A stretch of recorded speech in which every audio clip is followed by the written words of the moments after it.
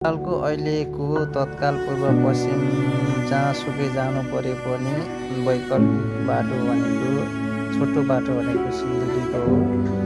त्योबाट उता अलिकति नाइट बस चढेर हिँड्नु परेको ठाउँमा सबैभन्दा लामो दुरीको बाटो भनेको यो मुगलिन नारायणघाटको बाटो होइन। यो मुगलिन नारायणघाटको बाटोमा चाहिँ यो बसहरू चाहिँ यति तीव्र गतिमा दौडाउँछ अनि यसको लाइटले पनि यति हामी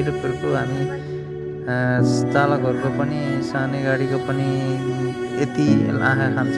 धेरै एक्सिडेन्ट भएको कारण चाहिँ यो नाइट बसको चाहिँ के हो भने अब यो बत्तीको कारणले पनि हो, उनीहरूको फक्स लाइटको कारणले गर्दा पनि धेरै एक्सिडेन्ट भएको यो मुगलिन नारायणघाटको बाटोमा। अनि त्यहाँबाट अर्को कुरा चाहिँ के भने अब यिनीहरूको ओभरटेक गर्ने अब यो ठेगान हुँदैन। उताबाट गाडी आइरहेको हुन्छ, यिनीहरू ल्याम ओभरटेक गर्छ। अनि यो ओभरटेक गरेर पनि धेरै एक्सिडेन्ट भएको कारण हो कि अब अँध्यारोमा रातिको समयमा उताको लाइटले पनि देख्दैन, यताको लाइटले पनि नदेख्दैन। रातिको समयमा धेरै एक्सिडेन्ट भएको कारण यही हो क्या।